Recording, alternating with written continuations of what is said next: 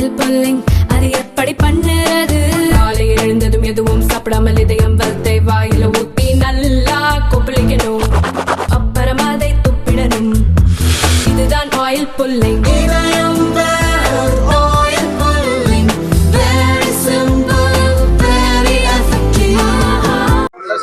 மாசம் மாசம் நான் பணம் கட்டுறேன் சார். நானு பணம் கட்டி என் புள்ளைய படிக்க வைக்கிறேன். என் புள்ள வந்து சாப்பாடு சரியில்லைன்னா என் புள்ள வந்து யாருகிட்ட சார் சொல்லணும்? யாருகிட்ட சொல்லணும்? பெத்த தாய்கிட்ட சொல்லணும்.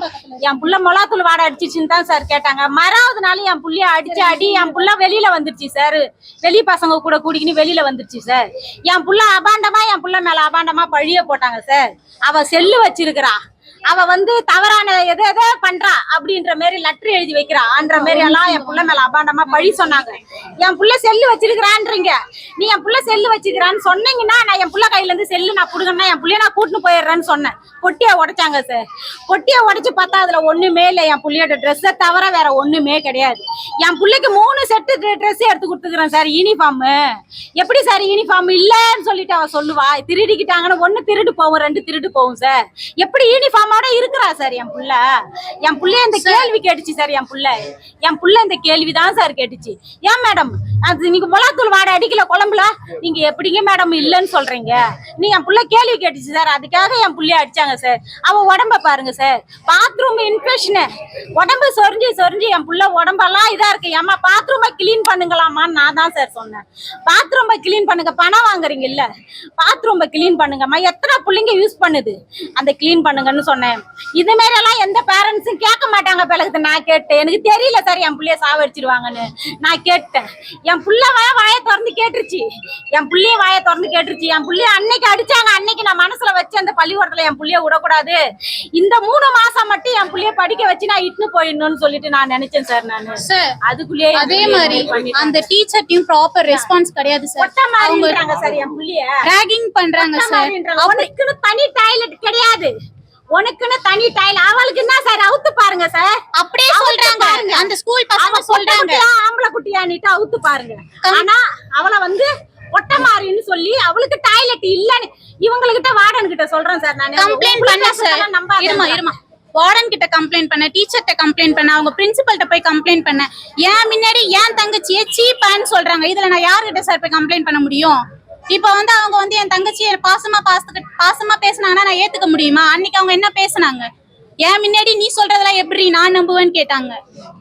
அது மாதிரி என் புள்ள இது மாதிரி ஆயிட்டு. அப்ப என் தங்கச்சி எதுவா இருந்தாலும் ஏங்கிட்ட சொல்லுவா பண்ணாங்க சார். என் புள்ள வந்து உன் பொண்ணு வந்து வீசிங் ப்ராப்ளத்துல வந்து யாரோ ஒரு புள்ளையோட வீசிங் ப்ராப்ளத்துல இருந்து எடுத்து இப்படி மூக்குல அடிச்சா உன் புள்ளைக்கு மூச்சு திணறல் வந்திருக்கு, ஆஸ்பத்திரிக்கு போறான்னு சொன்னாங்க சார். சொன்னவங்க என் புள்ள உயிர் போயிடுச்சுன்னு சொல்றாங்க. நான் அதை காட்டி நான் ஸ்டேஷன்ல வந்து நான் வந்து நிக்கம் காட்டியும் அதை காட்டி செய்தி என்னன்னு வருதுங்க சார். நான் என் புருஷன் செத்து 13 வருஷம் ஆகுது சார். என் புருஷன் செத்து 13 வருஷமா இந்த பிரச்சனை இல்லாத இருக்கும்போது நான் மறு கல்யாணம் பண்ணிக்கினேன்.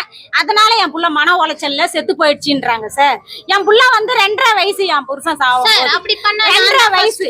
என் புள்ளைகளை 2 புள்ளைவ இருக்கு, முன்ன அதுக்கு சத்து இருக்கணும், அதுக்கு சேர்த்துருக்கு. என் புள்ள சாவக்கூடாது, இது மாதிரி சாவக்கூடாது சார்.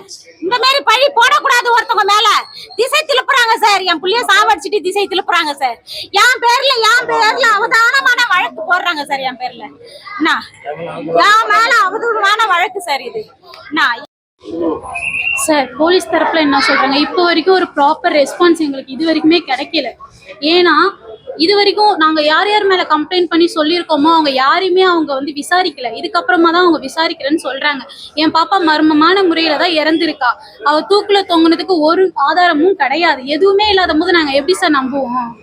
அவங்க ஃபர்ஸ்ட் மேனேஜ்மெண்ட், அவங்க வார்டன், நைட் டியூட்டி இருந்த ஷிஃப்ட்ல இருந்த எல்லாருமே கூப்பிட்டு அவங்க விசாரிச்சாதான் சார் எங்களுக்கு தெரியும். நாங்க அது வரைக்கும் எங்க பாப்பா பாடி நாங்க வாங்க மாட்டோம் சார்.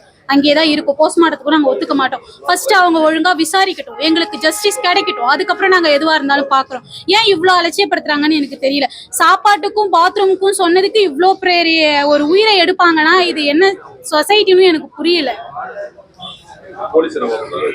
போலீஸ் என்ன சொல்றாங்க, இவ்வளவு நாங்க வச்ச கோரிக்கைக்கு இப்போ ஓகே சொல்லியிருக்காங்க. ஆனா இது வரைக்கும் எந்த ஒரு ப்ராப்பர் ரெஸ்பான்ஸும் பண்ணல.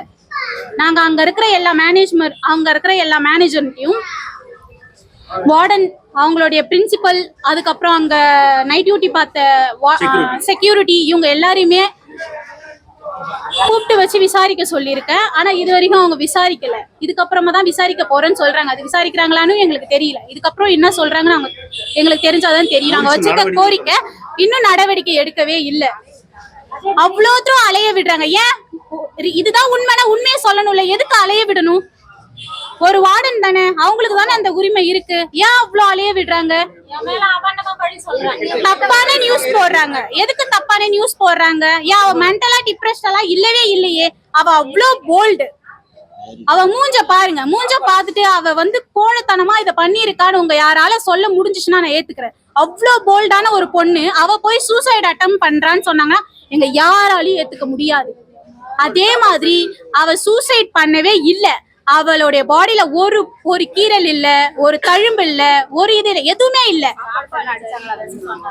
சாப்பாடு சரியில்லை, பாத்ரூம் சரியில்லை, அவ்வளவுதான். அடிச்சாங்க. அதை அடிச்சு அடிச்சு அவ்வளவு கஷ்டப்படுத்திருக்காங்க அவளை அங்க. சார் அந்த நிர்வாகமே சரியில்லை சார். இது என் பாப்பா ஒரு உயிர் மட்டும் இல்ல சார். இன்னைக்கு என் பாப்பா, நாளைக்கு எத்தனை பாப்பா போவாங்கன்னு எனக்கு தெரியாது. இதுக்கு இன்னைக்கு நான் முன் வந்து இதை சொல்லலைன்னா நாளைக்கு என்ன மாதிரியே எல்லாரும் உள்ள உக்காந்துருவாங்க. நான் முன் வரேன். என் தங்கச்சி ஜஸ்டிஸ் கிடைக்கணும். நான் வந்து நிக்கிறேன். எனக்கு எல்லாருமே இங்க பதில் சொல்லிதான் ஆகணும். அப்பதான் என் பாப்பா பாடி நான் வாங்குவேன்.